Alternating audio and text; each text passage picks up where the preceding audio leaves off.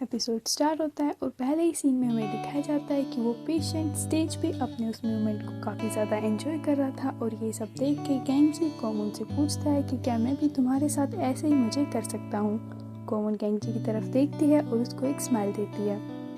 दूसरी तरफ उस पेशेंट की वजह से उस पॉलिटिशियन की पूरी ही रैली ख़राब हो जाती है और सभी लोगों में ये बात फैल जाती है कि वो पॉलिटिशियन एक्चुअल में काफ़ी ज़्यादा बुरा इंसान है। उस पॉलिटिशियन के वर्कर उस पेशेंट को पकड़ते हैं और ये भी पता लगाते हैं कि वो पेशेंट यहाँ पर कैसे आया। उस पॉलिटिशियन के वर्कर कोमोन के पास जाके उसको धमकी देते हैं और उसको बोलते हैं कि आज हमारे लीडर को कुछ भी हो गया तो उसके लिए तुम ही रिस्पॉन्सिबल होगी और ये तुम्हारे लिए अच्छा नहीं होगा। कोमोन उन लोगों की वार्निंग को सीरियसली नहीं लेती और उनसे बदतमीजी से बात करती है, इसलिए वो लोग थोड़ा सा भड़क जाते हैं और कोमोन पे हाथ उठाने की कोशिश करते हैं।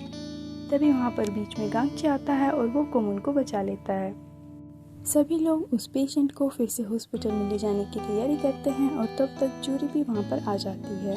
तभी उस पेशेंट की माँ वहाँ पर आती है और उसको एक थप्पड़ मारती है। साथ ही वो रोते हुए उस पेशेंट को बोलती है कि आज तुमने अपने बाप की सारी इज्जत मिट्टी में मिला दी और तुम बचपन से यही चाहते थे। ये सब सुन के उस पेशेंट को और आसपास खड़े सभी लोगों को उस पेशेंट के लिए बुरा फील होता है। वो पेशेंट वहाँ पर केंची को बताता है कि मेरी मम्मी ने कभी भी मेरा ख्याल नहीं रखा क्योंकि वो बचपन से ही मेरे दूसरे बहन भाइयों को मुझसे ज़्यादा प्यार करती थी। उस पेशेंट की बातें सुन के केंची को काफ़ी बुरा फील होता है और उसे खुद का बचपन भी याद आ जाता है। केंची के साथ भी बचपन में ऐसा ही कुछ हुआ करता था। एक्चुअल में उसका बड़ा भाई थोड़ा सा मेंटली डिस्टर्ब था, इसलिए आस पड़ोस के बच्चे उसके बड़े भाई को काफ़ी ज़्यादा पीटते थे और वो अपने बड़े भाई को नहीं बचा पाता था। फाइनली जब वो दोनों घर पहुंचते थे तो उसकी मम्मी को उस पर ही काफ़ी ज़्यादा गुस्सा आता था और उसकी मम्मी गुस्से में केंची की ही पिटाई करती थी। केंची के पापा के गुजरने के बाद उनके घर की फाइनेंशियल कंडीशन काफ़ी ज़्यादा बुरी थी और वो अक्सर ही अपनी मम्मी को ये सब कहते हुए सुनता था कि मैंने तुम्हें सेंची को प्रोटेक्ट करने के लिए पैदा किया है।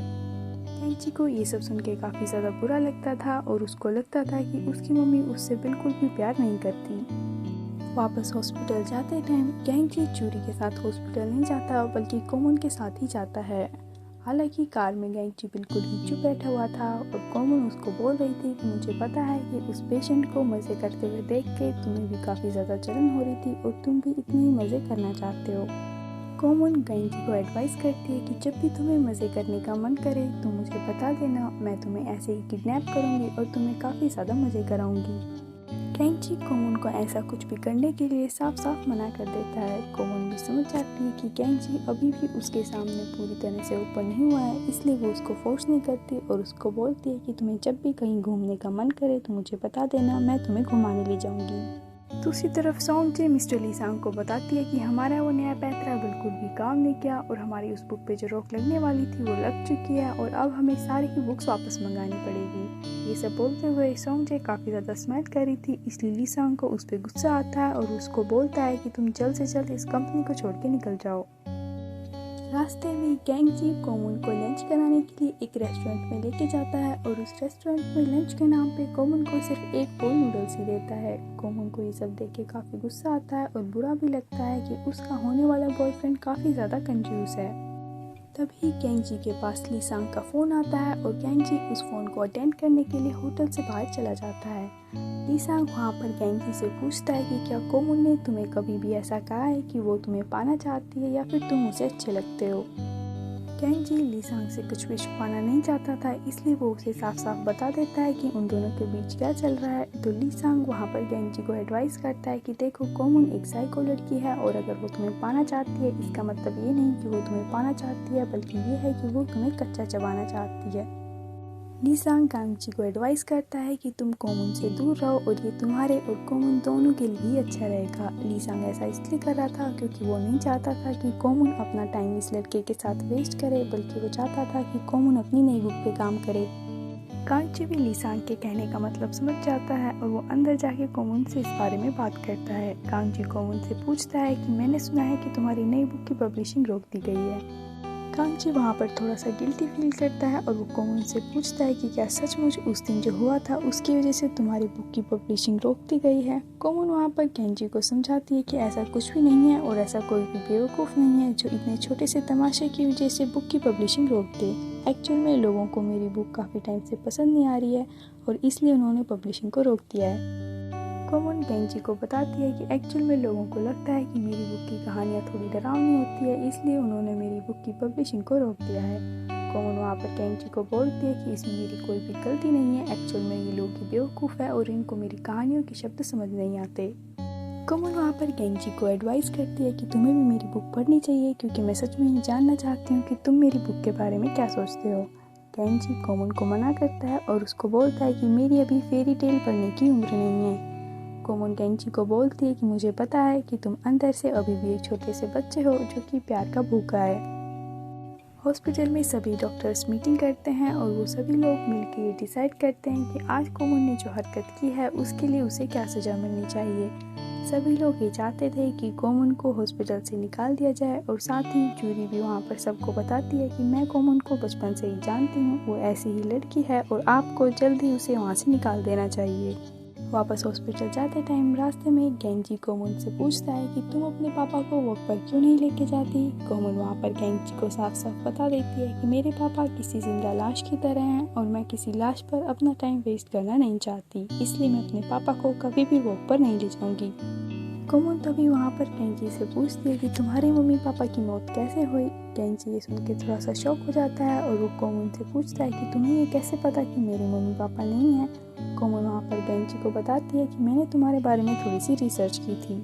साथ ही वो गेंजी को बताती है कि जैसे कि हम सामान खरीदने से पहले उसकी एक्सपायरी डेट चेक करते हैं, वैसे ही मैं लोगों से मिलने से पहले उनके बारे में डिटेल्स निकाल लेती हूँ।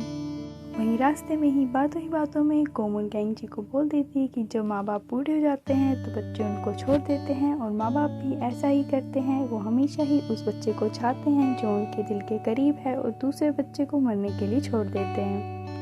कोमोन की बातें सुन के गेंजी काफ़ी ज़्यादा हर्ट होता है, इसलिए वो कोमोन की गाड़ी ज़बरदस्ती रोड के बीच में ही रुकवा देता है और गाड़ी से निकलकर पैदल ही वहाँ से चला जाता है। कोमोन रास्ते में गेंजी को मनाने की कोशिश करती है, लेकिन वो लौटकर कोमोन के पास नहीं आता।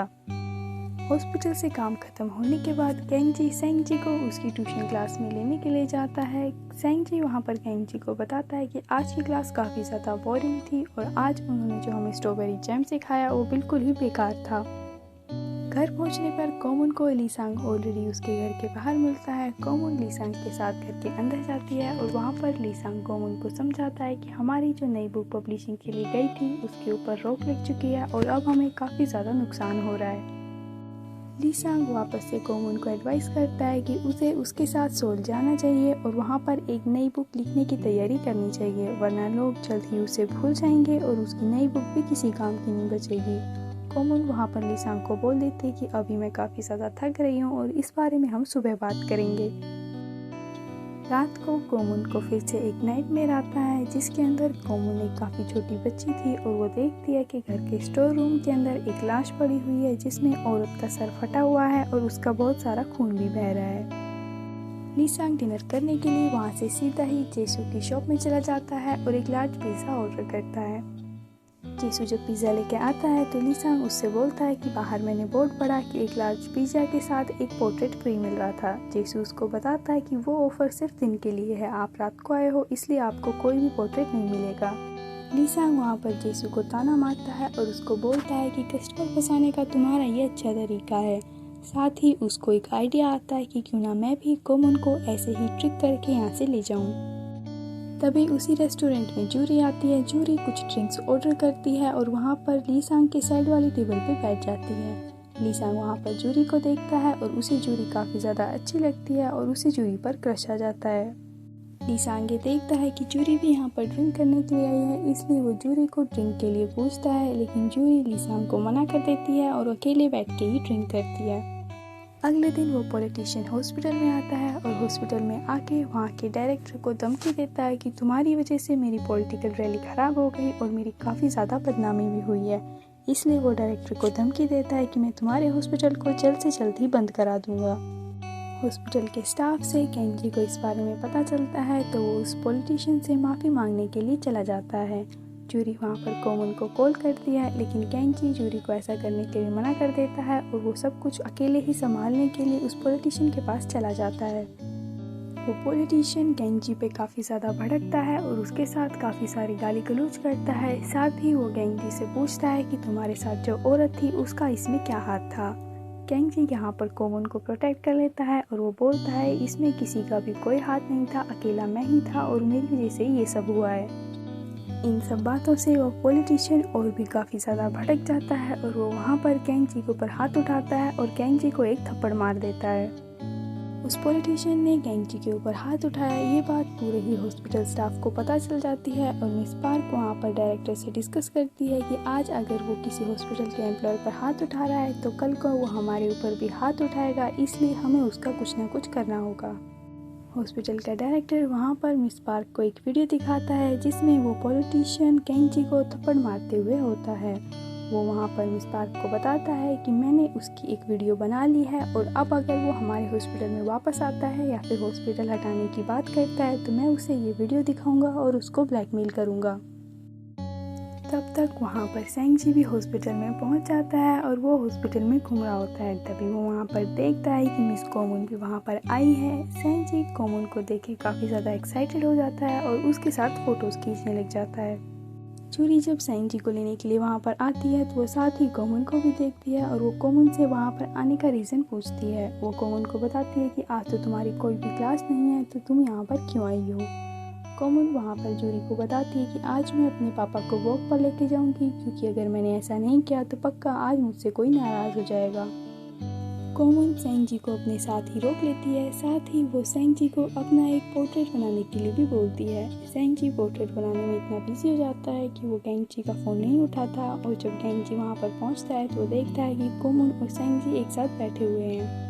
केंजी पहले तो कोमून को वहाँ से जाने के लिए बोलता है, लेकिन कोमून वहाँ पर केंजी को बोलती है कि मुझे पता है कि अगर आज मैं पापा को वॉक पे नहीं लेके गई तो तुम मुझसे पक्का नाराज़ हो जाओगे, इसलिए मैं आज यहाँ पे पापा को वॉक पर लेके जाऊँगी और उसके बाद ही यहाँ से जाऊँगी। कोमून तो केंजी की बात मानने से रही, इसलिए केंजी सेंगजी को वहाँ से जाने के लिए बोलता है, लेकिन सेंगजी भी केंजी की बात नहीं मानता और वहाँ से जाने के लिए मना कर देता है। मजबूरन ही केंजी को काफ़ी तेज़ गुस्सा आता है और वो सेंगजी के ऊपर चिल्लाता है और उसे वहाँ से जाने के लिए बोलता है। केंजी को ऐसे गुस्से में देख के कोमून भी काफ़ी ज़्यादा शॉक हो जाती है और वो केंजी से पूछती है कि पक्का तुम्हें किसी ने मारा है और मुझे तुम उसका नाम बताओ, मैं उस इंसान को छोड़ूंगी नहीं। केंजी कोमून को कुछ भी नहीं बोलता तो कोमून उल्टा ही केंजी को और ज़्यादा फोर्स करती है और उसको पूछती है कि तुम्हें आज किसने मारा, मुझे बस उसका एक बार नाम बता दो। केंजी को वहाँ पर कोमून पे भी गुस्सा आता है और वो कोमून को बोलता है कि तुम ऐसा करने वाली होती कौन हो, बल्कि तुम्हें तो ये भी नहीं पता कि तुम मेरे लिए फील क्या करती हो। साथ ही गुस्से में ही केंजी कोमून को ये भी बोल देता है कि तुम्हें सिर्फ चिल्लाना आता है और तुम मेरे लिए कुछ भी फील नहीं करती हो, इसलिए प्लीज़ ऐसा जताना छोड़ दो कि तुम्हें मेरी परवाह है, क्योंकि मुझे पता है कि तुम्हें मेरी कोई भी परवाह नहीं है। दूसरी तरफ सेंगजी केंजी के चिल्लाने की वजह से केंजी से नाराज़ हो जाता है और वो नाराज़ होकर हॉस्पिटल की किचन के अंदर छुप जाता है। लकीली जूरी की माँ उसी किचन के अंदर काम करती थी, इसलिए वो केंजी को बोलती है कि तुम अभी यहाँ से जाओ, जब केंजी का मूड सही हो जाएगा तो मैं उसे अपने साथ घर पे ले आऊँगी। केंजी के गुस्सा करने के बाद भी कोमून अपने पापा के पास जाती है और उन्हें वॉक पर ले जाने के लिए बोलती है। जूरी कोमून के पापा को गार्डन एरिया में लेकर आती है और कोमून बैठकर उनसे बातें करने की कोशिश करती है, पर कोमून के पापा उल्टा कोमून को ही बोलते हैं कि तुम अभी भी जिंदा क्यों हो। कोमून के पापा वहीं पर ही नहीं रुकते और वो ऐसी बीमारी की हालत में भी अपनी व्हीलचेयर से उठते हैं और कोमून का गला दबाने लग जाते हैं। लकीली हॉस्पिटल स्टाफ वहाँ पर था, इसलिए वो कोमून को कोमून के पापा से बचा लेते हैं। कोमून को वहाँ पर अपना बचपन याद आ जाता है, जहाँ पर उसके पापा उसे बचपन में एक बार ऐसे ही गला दबाकर मारने वाले थे। ये सब याद आने के बाद कोमून का भी दिमाग थोड़ा सा खराब हो जाता है और वो वहीं पर ही लेटे लेटे ज़ोर ज़ोर से हंसने लग जाती है।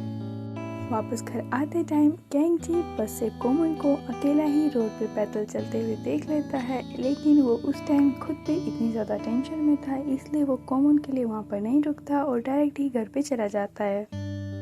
घर पे पहुँचने के बाद भी केंजी के दिमाग में कोमून ही घूमती रहती है और उसको लगता है कि आज उसने कोमून से कुछ ज़्यादा बदतमीजी से बात कर ली और कोमून आज उसकी वजह से काफ़ी ज़्यादा दुखी है, इसलिए वो अकेले ही रोड पे चल रही थी। शाम को जब जेसू घर पहुंचता है तो उसे केंजी एक कोने में गुमसुम बैठा हुआ दिखता है। उसे लगता है कि आज केंजी के साथ जो कुछ भी हुआ उसकी वजह से केंजी काफ़ी ज़्यादा उदास है, इसलिए वो केंजी से बातें करने की कोशिश करता है और उसको बताता है कि तुम्हें पता है कि बाहर बहुत अच्छी बारिश हो रही है। जेसू उल्टा गेंजी को वहाँ पर समझाने लग जाता है और उसको बोलता है कि तुम्हें दूसरों के इल्ज़ाम अपने सर पे नहीं लेने चाहिए, वरना तुमने आज देखा नहीं कि कैसे कोमुन का इल्ज़ाम तुमने अपने सर पे लिया और तुम्हें कैसे आज सबके सामने एक थप्पड़ पड़ा। साथ ही वो गेंजी को बताता है कि आज मैं हॉस्पिटल में डिलीवरी देने के लिए गया था और वहाँ पर मैंने कुछ डॉक्टरों को कहते हुए सुना कि आज कोमुन अपने पापा को वॉक पर लेकर गई थी और उसके पापा ने कोमुन पे हमला किया और कोमुन को गला दबाकर मारने की कोशिश की। गेंजी को फाइनली सब कुछ समझ आता है, इसलिए वो जेसू से उसकी बाइक लेता है और काफ़ी तेज़ बारिश में बाइक लेके कोमुन को ढूंढने के लिए रोड पे निकल जाता है। फाइनली कुछ दूर जाके गेंजी को रोड के बीच में कोमुन मिल जाती है। गेंजी कोमुन के सामने बाइक रोकता है और कोमुन को अपना जैकेट दे देता है। कोमुन ये सब देख के गेंजी को हक कर लेती है और यहीं पर हमारा एपिसोड नंबर 4 एंड हो जाता है।